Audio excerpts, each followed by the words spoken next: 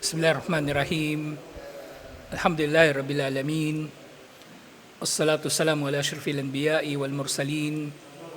Nabiyina Muhammadin wa ala alihi wa sahbihi ajma'in. Assalamualaikum warahmatullahi wabarakatuh. So ngayon nakida, insyaAllah. At sinimulan na nating matalakay yung tatayur. Yung paniniwala sa mga pamahiin. At itong mga pamahiin ay direktang kasunod nung sunod-sunod na mga kabanata tungkol sa sihir dahil maging ang mga pamahiin ay may kaugnayan sa karunungang itim. Lalong-lalo na yung mga pamahiin na may kinalaman sa pampaswerte. Meron silang iniugnay ng mga paniniwala sa ilang mga bagay na magdudulot di umano ng swerte. Yung tatayur, ito ay isa sa mga paniniwala ng mga Arabo na tinitingnan nila ang paglipad ng ibon.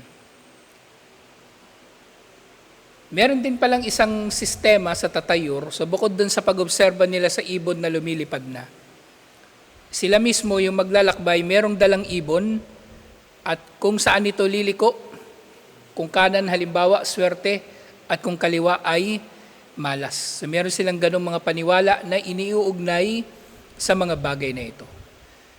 Kaya nga sa Islam,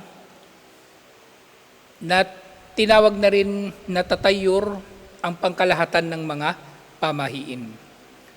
Pero yung specific na gawain na yon, tiyara, pagtukoy ng swerte o malas sa pamagitan ng ibon.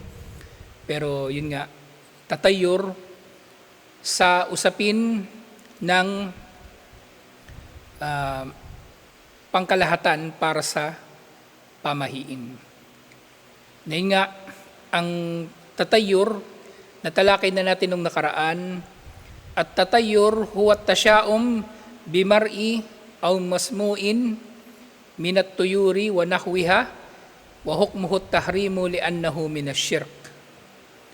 Ang tatayur ito ay ang pessimism o optimism, kumbaga magkakaroon ka ng positibo o negatibong pananaw tungkol sa mga nakita mo o narinig o naobserbahan.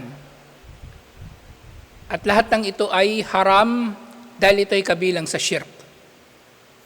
Na bagaman sinasabi na ang tatayur o tiyara, ang mga pamahiin ay shirkun asgar, lahat ng ito ay maaari pa rin na mauuwi sa shirkun akbar. Lahat ng ito ay maaring mauuwi sa shirkun akbar. Kaya hindi ito pwedeng mamaliitin ng tao. Sasabihin ng tao, wala namang mawawala. Wala namang mawawala kung halimbawa magsasabit siya ng pampaswerte. At mapanganib nga itong pampaswerte na ito dahil maaring yung tao ay mag-uugnay ng swerte o malas sa iba't ibang mga bagay. Kahit sa mga bagay na maaring may kinalaman sa Islam.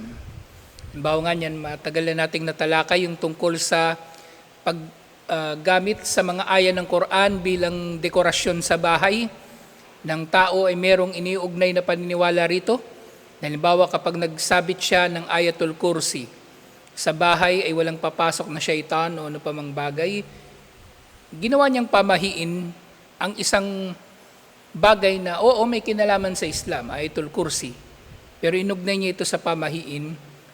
So dito nangyayari na nagkaroon siya ng pamahiin o binigyan niya ng ibang kahulugan na may pamahiin ang isang bagay sa Islam. At pareho rin ito, magiging shirk din ito.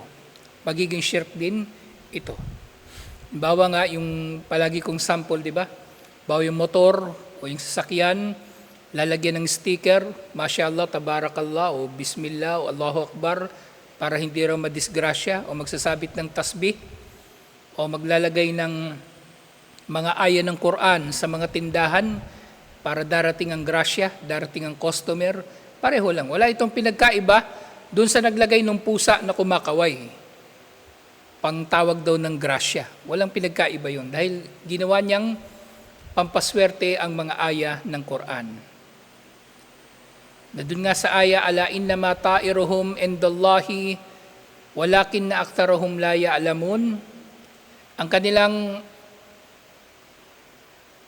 kumbaga, kahihinatnan na nasa kanilang mga pamahiin ay hawak ni Allah, tangan ni Allah. Siya lang tunay na may control. Na nga, sa halip na kay Allah sila nananalig sila doon sa mga bagay na doon nakaugnay ang kanilang mga pamahiin. Pero yun nga, ang marami sa kanila ay hindi nakaalam. At isa pang aya sinabi ni Allah, ta'irukum ma'akum, qalu ta'irukum ma'akum, ang inyong mga pamahiin ay daladala ninyo o nanggagaling lamang sa inyo. Kung naniniwala kayo na swerte o malas, hindi ito dudulutin ng anuman na liban pa sa kung ano ang dulot ng inyong ginawa. Ang inyong mga ginawa ay hindi magdudulot ng anuman liban na lang sa kung anong resulta talaga nito. At hindi dulot ng mga pamahiin. So nagkaroon ng eksperimento yung mga psychiatrists hanggang sa yung unang ineksperimentohan nila yung mga ibon na sa bawat ilang segundo ay merong lalabas na pagkain. Pero inakala ng ibon na kapag meron siyang isang ginawang bagay, may lalabas na pagkain. Halimbawa, ang huli niyang naalala, pinagalaw niya yung buntot niya, may lumabas sa pagkain, kaya yung ibon, ginagalaw niya ng ginagalaw lagi yung buntot niya para lumabas yung pagkain. At nangyari yan sa tao, in-eksperimento nila yan sa tao. May lumalabas na pera. At merong ilang segundo na diferensya sa paglabas, sa bawat paglabas ng pera. Ngayon yung tao na nandun sa loob ng fisher box, ganun din ang kanilang naging response. Yung huling ginawa nila, bago lumabas yung pera, inaakala nila na yun ang dahilan kung bakit lumalabas ang pera. Kaya yung iba kumikembot, yung iba sumasayaw, kung ano yung pinaggagawa nila. Pero bandang huli pinaliwanag sa kanila na yun ay isang psychological experiment, pinaliwanag sa kanila ng pera ay lumalabas kada ganitong segundo at walang kinalaman sa anumang ginawa nila. Pero nagkaroon sila ng paniniwala. Nag-ugnay sila ng paniniwala na kung gagawin nila ang isang bagay, lalabas ang pera. So sa ganoong paraan na ipaliwanag ng mga psychologists ang isa sa mga dahilan kung paanong nabubuo sa mga tao yung paniniwala sa mga superstition. At maaaring ang totoo. Kasi halimbawa nga niyan, di ba, may ginawa ka at na-disgrasya ka, ayaw mo nang gawin yun kasi iniisip mo malas. May maaring mabubuo sa tao na masamang pakiramdam kapag may nangyari sa kanyang muli na may kaugnayan sa bagay na yun. Halimbawa, nag-apply ka sa trabaho, suot-suot mo yung sapatos mo na itim, hindi ka natanggap sa trabaho. Pero nung sumunod na pasok mo, brown na yung suot mong sapatos, natanggap ka na sa trabaho. So ngayon, nag-uugnay ka na ng paniniwala na swerteng sapatos mo yung brown at malas. Yung nag-ugnay na siya ng paniniwala. Lalo na kung maulit-ulit yun. May niligawan siya, suot niya yung itim niyang sapatos, busted. Nung brown yung suot niya, sinagot siya, di lalong tumibay yung kanyang paniniwala dun sa pamahiin. At yun nga, delikado yun. Kasi mula roon, kumbaga ikinakapit na ng tao yung kanyang sarili doon. Kaya nga nabanggit ko nung nakaraan yung phenomenon na tinatawag na self-fulfilling prophecy, na sa sobrang paniniwala ng tao sa swerte o malas, nangyayari nga sa kanya yung masama o mabuti. Yung nga nakwento ko sa inyo yung kwentong bayan, yung ikatlong pagtilaok ng manok. Na yung sabungero, hinulaan siya ng manghuhula na sa ikatlong pagtilaok ng manok ay mamamatay siya.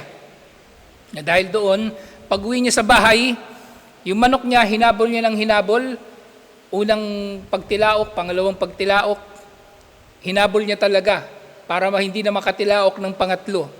Pero nung kakahabol niya, nadapa siya, nasaksak niya yung sarili niya nung itak, narinig pa niya yung pangatlong tilaok bago siya malagutan ng hininga.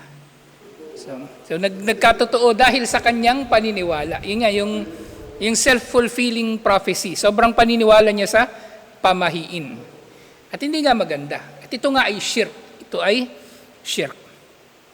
So nga, ano daw ang kahulugan ng dalawang aya na ito na nabanggit kanina?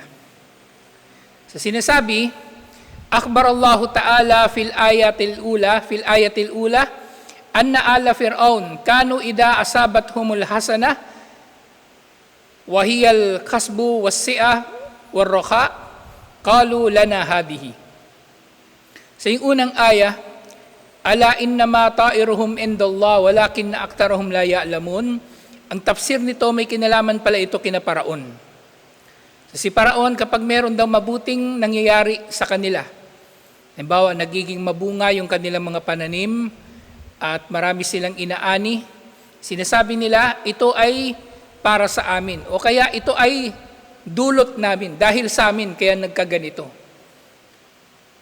Dahil sa amin kaya nagkaganito. Ay nahnu al-hakikiyuna wal jadiruna wa nahnu ahluha. Na para sa amin ito, ibig sabihin sila ang tunay na may kagagawan nito at karapat-dapat lamang sila sa kasaganahan na ito. Pero kapag kabaligtaran yung nangyari, wa in tusibhum sayyi'ah, pero pag may nangyari sa kanilang masama, ay balaun wa qahtun tatayyaru bi Musa wa man ma'ahu fayaquluna hada bisababi Musa wa ashabi. At kapag mayroong masamang mangyayari sa kanila, sinisisi nila si Musa alayhis salam at yung kanyang mga kasama. Kumbaga, naniniwala sila na si Musa alayhis salam kumbaga ay masamang pangitain at hindi ng kanyang mga kasama. At sinasabi nila, ang may kagagawan nito ay si Musa at ang kanyang mga kasama. Kaya nga sinabi ni Allah, ala innama ta'iruhum, na tunay na ang kanilang mga paniniwala sa mga pangitain. Ang tinutukoy dito ay makada alayhim wa qudira lahum, yung kanilang mga pamahiin na kumbaga yung kanilang mga inaasahan na mabuti o masamang mangyayari sa kanila, anumang nangyari sa kanila na masama o mabuti, na yun nga, iniugnay nila dito yung pamahiin, lahat ng ito ay endallah, ay bihukmihi wa qadaihi bisababi kufrihim wa takdibihim li ayatillahi wa rusuli. Lang lahat ng ito, ng pagdating sa kanila ng mabuti o masama, ay nanggaling lamang sa pagtatakda ni Allah at sa kanyang pagpapatupad sa kanyang itinakda. Yung kada na tinutukoy dito, nang dahilan nito ay ang kanilang kawalang pananampalataya, pagpapasinungaling sa mga tanda ni Allah at sa kanyang mga sugo. Mga sugo yung tinukoy dito, kasi hindi lang naman si Musa alayhis salam ang dumating sa mga Egyptian. Actually, kahit si Ibrahim alayhis salam nakarating ng Egypt, di ba? Si Yusuf alayhis salam, siya nga yung unang nakapunta doon na dahil doon, yung angkan ng Israel ay nanahan na sa Egypt dahil kay Yusuf alayhis salam. So marami silang mga nakilala na mga sugo at propeta ni Allah. Pero lahat sila ay pinasinungalingan ng mga Egyptian. Walakin na aktaruhum la ya'lamun, subalit ang mas marami sa kanila hindi nakababatid, hindi nakaalam, na nga, hindi nila nalalaman, subalit ang mas marami sa kanila ay hindi nila ito nalalaman, na hindi nga nila ito naiintindihan, na si Musa alayhis salam, ang dala lamang niya ay kabutihan, biyaya, kaligayahan at tagumpay para sa mga nanampalataya sa Kanya at sumunod sa Kanya. At yung sumunod na aya, qalu ta'irukum ma'akum, al-ma'na, wallahu a'lamu haddakum wa ma nalakum min syarrin ma'akum bisababi af'alikum wa kufrikum laysa min ajlina wala bisababina. Na sinabi dito, na ang inyong mga pamahiin ay nangyari o nagkatotoo dahil lamang kay Allah, sa kanyang pagtatakda at sa kanyang paghatol. Na ito nga ay nangyari sa inyo, na si Allah ang nakakakilala sa inyo, at dumating sa inyo ang masamang bagay na idinudugtong ninyo, inuugnay ninyo sa inyong mga pamahiin, na sa katotohanan ay dulot lamang din ng inyong mga gawain at dulot lamang ng inyong kawalang pananampalataya. At hindi ito nangyari dahil sa iba. Dahil sa swerte o malas, ito ay dinulot ng inyong mga sarili. So dito sa aya na ito, kumbaga ang tinutukoy nila dito na malas, yung mga mananampalataya.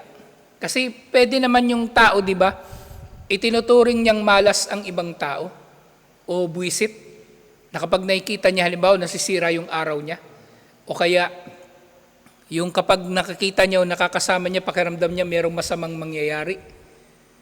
So ganun ang naging paniniwala ng mga Egyptian sa mga mananampalataya nung panahon ni Musa alayhis salam.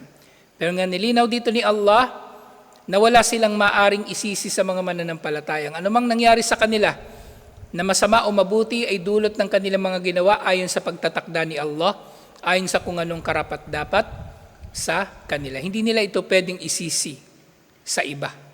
Hindi nila ito pwedeng isisisi sa iba. So yung kinalaman ng dalawang aya na ito sa chapter tungkol sa mga pamahiin, wa munasabatul ayatayn lil bab annahuma dallata ala anna at-tatayyura min a'malil kuffari wa qad dhammahamullahu bihi wa makatahum alayhi. Ang kinalaman ng dalawang aya na ito sa kabanata, ang dalawa na ito ay tumutukoy na ang paniniwala sa mga pamahiin ay kabilang sa gawain ng mga hindi mananampalataya. Ibig sabihin, kung Muslim ka, wala kang kinalaman dapat sa mga bagay na ito. Wala kang kinalaman. Sa kahit na anong uri ng pamahiin, malaki man o maliit. Malaki man o maliit. Ito man ay sa anyo ng mga pamahiin na direktang katulad ng pamahiin na pinaniniwalaan ng kuffar. Diba? Yung mga pampaswerte, yung mga pusa na nilalagay sa tindahan o pera na ipinapagpag sa paninda o mga turo ng Islam na binibigyan ng ibang kahulugan. Yun nga yung tasbih, di ba? Sinasabit sa sasakyan, sa motor, pampaswerte raw para hindi madisgrasya. Mga sticker, Masya Allah, Bismillah, para hindi madisgrasya. Mga ayatul kursi para hindi raw pumasok ang syaitan sa bahay. Pusa. Mag-aalaga ng pusa kasi yung pusa raw ay nagpapapasok ng anghel, waliyadu billah, at nagtataboy ng masamang espiritu. Ayun ay mga paniniwala na mga walang dalil, walang katotohanan sa mga ito at walang katuturan din na iyong paniniwalaan. Minsan sumusobra na yung iba lalo na sa pusa. Sinasamban na nila yung pusa, halos sa totoo lang. Sinasamban na nila yung pusa, inuugnay nila dito yung napakaraming mga bagay na wala namang dalil sa Islam. At napakamapanganib nito. Kasi yung hadith, di ba, sinabi ni Propeta Muhammad sallallahu alaihi wasallam, man kadzaba alayya muta'ammidan falyatabawa maq'adahu minan nar. Sino man ang magsinungaling sa ngalan ko, ibig sabihin sasabihin ng tao, sinabi ni Propeta Muhammad sallallahu alaihi wasallam, pag mag-alaga ka ng pusa, maliligtas ka sa jin o sa syaitan, papapasukin ng pusa yung anghel sa bahay. Yun ay pagsisinungaling gamit ang ngalan ni Propeta Muhammad sallallahu alaihi wasallam. At ang gantimpala nito, bibigyan siya ng upuan sa impyerno. Bibigyan siya ng mak'ad ng upuan sa impyerno bilang parusa sa kanyang kasinungalingan na inugnay niya kay Propeta Muhammad sallallahu alaihi wasallam. Walang anumang hadith tungkol sa pusa na may kinalaman doon sa kanilang mga paniniwala. Yung hadith tungkol doon sa paglabas o hindi pagpasok ng anghel, sila nagbibigay sila ng kiyas na battle na naging conclusion nila halimbawa, kung yung anghel hindi pumapasok sa bahay na may aso, ang conclusion ng mga sumasamba sa pusa, kung ang mga anghel hindi pumapasok sa bahay na may aso, therefore, papasok sila kapag may pusa. Battle na kiyas. Merong hadith, yung babae, hindi niya pinakain yung pusa, kinulong niya. Kaya mapupunta siya sa impyerno. Sa kanilang kiyas, therefore, yung mag-aalaga ng pusa, papasok sa paraiso. Muli, batil na kiyas. At sabihin nila, si Abu Huraira, nag-alaga ng pusa at sa Masjid an-Nabawi dahil doon merong pusa. Therefore, para sa kanila, obligado mag-alaga ng pusa at lagay ang pusa sa masjid o ano paman. Yan lahat ay kiyas na batil. Sila lang ang nag-imbento niyan. Sila lang ang nag-imbento niya. Actually, masama pa nga resulta niyan sa totoo lang. Yung masyadong pagkahumaling ng mga tao ngayon sa mga pet, sa mga alagang hayop, na mas mabuti na sila sa mga alagang hayop nila kaysa sa kanilang mga kamag-anak na tao. Totoo yan. Kaya nagtaka ko minsan yung manugang ni Manong. Kailangan niya raw si Fiona emotional support. Gusto ko sana mag-reply dun sa GC kasi niya yun sinabi. Biruin mo yan, meron siyang, babae siya na may asawa, tapos emotional support niya, hayop. Anong kahayupan niya? Anong ugali yun, kumbaga? Diba? Meron kang tao na inaangkin mo na minamahal mo, kaya ka nagpakasal dun Tapos emotional support mo, hayop, pusa. Anong klaseng tao yun? Cosmel, wala ka namang problema sa pusa. Hindi maganda naiiba, kumbaga kung yung mushrik, di ba nagtatambal kay Allah? Kasi pagsamba, itinutuon niya sa iba paliban kay Allah. Yung obsessed sa pusa, ganun din. Kumbaga parang nagtatambal na rin siya Yung pagmamahal dapat nilalaan niya sa tao, inilalaan niya sa hayop. Ayun na nga, nangyayari. Mabait sila sa hayop, malupit sa tao. Na-experience ko yan ilang beses na. May mga taong ganyan. Yung may mga daladalang pet sa papasok ng mall, may dalang pet. Tinan mo, mabangga mo lang yan. Halimbawa, kahit siya yung nakabangga sa'yo, grabe magmura yan, yung mga hayop na rin ang ugali parang feeling nila masyado silang privilege o kaya yung may mga establishment na bawal talaga yung pet. Kasi naman talaga abala sila sa ibang establishment, lalo na yung mga kainan, mga restaurant, magpapapasok doon ng aso. Paano doon kung merong customer na may hika, allergic sa balahibo ng aso o pusa? Sila na lang importanteng tao sa mundo? Mas importante pa yung pusa nila o aso kaysa sa tao. Yun nga yung gusto nilang mangyari. Maging mas mahalaga ang kanilang pusa at aso kaysa sa tao. Kasi nga nag-ugnay na sila ng mga paniniwala. Sakit sa utak.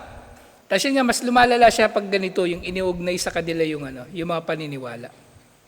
Sa sumunod, merong hadith, iniulat ito ni Imam Muslim mula kay Abu Huraira.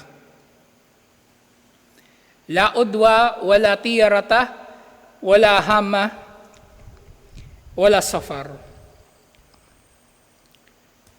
Sasabi ni Abu Huraira, o iniulat ni Abu Huraira, sinabi ni Propeta Muhammad sallallahu alaihi wasallam, na walang adwa, walang tiyara, walang hama, at walang safar. Apat ito na tinukoy niya rito. At lahat ng ito ay apat na pamahiin ng mga Arabo. Pero malalaman natin na ang mga ito ay meron ding counterpart na mga pamahiin sa iba pang mga kultura, sibilisasyon o relihiyon. Yunafi Rasul sallallahu alaihi wasallam ma kana alayhi ahlul jahiliyati wa ma kanu ya'taqiduna min anna hadhihi al-ashya tu'athiru bi nafsiha min ghairi iradatillah. So ito ay pagbabawal ni Propeta Muhammad sallallahu alaihi wasallam, pagtaliwas niya sa paniniwala noong panahon ng jahiliya, na mga paniniwala sa mga pamahiin na nangyayari ang mga bagay liban pa sa kagustuhan o pagtatakda ni Allah. At meron pang karugtong yung sa iba pang mga ulat, wala naw'un, wala gul. Yung note dito, so 5 na, di ba? 5 na. Yung note dito, isang uri ng bituin na kapag nakita ng mga Arabo noon, naniniwala sila na darating ng ulan o magdudulot ng ulan. At yung goal, isang uri ito ng parang multo o halimaw, jinn, shaitan. So meron silang mga ganun din na mga paniniwala. Meron pa nga silang yung pinost ni Sheikh Dulamin minsan, Musibyan, laganap yun, yung paniniwala na yun sa mga Arabo. Hanggang sa North Africa, may ganun silang paniniwala sa ganung nilalang, Musibyan. So meron din ganun yung mga Arabo, may ganun din sila. Mas matindi sa Cotabato, di ba? Yung mga nakaraang taon, ang daming kumalat nun, mga kuno-unong aswang nun. Meron pa nga rin yung kumakatok, di ba? Kakatok sa pinto. Pero yun yung mga Muslim na pero may ganun pa rin paniniwala. Kasi nga, ang nagpapalakas talaga sa mga ganito, yung kamangmangan Yung pagka walang alam yung tao, wala na, paniniwalaan na lang niya yung kung ano-ano. Paniniwalaan na lang niya yung kung ano-ano. At yung nga yung Udwa, intikal al-maradi min al-maridi ila sahi. Yung Udwa, ito rin yung pagkakahawa ng sakit. Yung taong may sakit, mahawaan niya yung walang sakit. Wakanatil Arab fil jahiliyati ta'taqidu anna al-marad yuaddi bitab'ihi min gayri takdirillahi ta'ala. So nagkikipaglabag dito sa paniniwala sa Udwa, di ba normal naman yung sakit nakakahawa. Pero minsan kahit yung sakit hindi nakakahawa, pinaniniwalaan nila na maaring makakahawa. Di ba yung pagiging bulag, hindi ka naman mahawa sa pagiging bulag, di ba? Kahit hawakan mo yun. Pero sila may mga paniniwala na pwede ka rin mabulag dahil dun sa bulag na kasama mo. O ano pa mong gagawin ng bulag na yun. Yung tiyara, ito na nga yung paniniwala sa swerte o malas, depende sa kung paano lilipad yung ibon.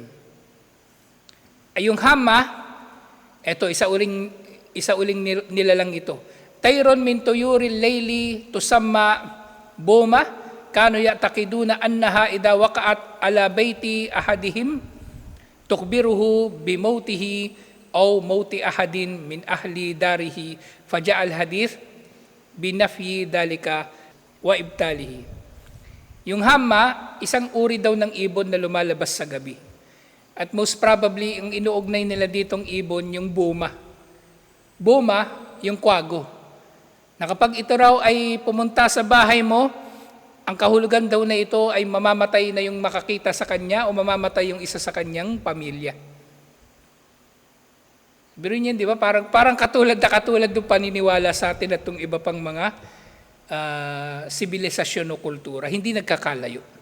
Hindi nagkakalayo. Ibig sabihin din, yung mga demonyo na nagpapakalat dito, pare-pareho silang natatawa kapag mayroong tao na naniniwala sa mga ganito. Yung Safar, ito na nga yung Safar, kila huwa shahru Safar, kana ahlal jahiliyati tasya'amuna bihi. Ito na nga yung Safar, na kwento ko sa inyo, nag-umra kami, buwan ng Safar, walang katao-tao yung Masjidul Haram. Kasi malas daw bumiyahe sa buwan na yun, yung buwan na yung pagkatapos ng Muharram. Naranasan mo yung isa mag-umra ng Safar? Walang katao-tao, doon lang talaga ako nakahalik sa Blackstone, yung panahon na yun. Wakila Safar dawabun takruju fil batni tahiju endal jawi wa rubbama katalat ya'taqiduna annaha a'da min al jarbi fa abdala nabi sallallahu alaihi wasallam dalika.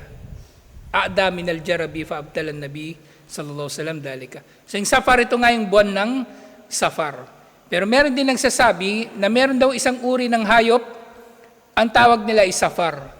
Na ito raw ay lumalabas mula sa tiyan nung kanyang biktima at maaring paglabas nito, ito ay gutom na gutom pa at papatay pa. At naniniwala sila na ito raw ay mas matindi pang pinsala kaysa sa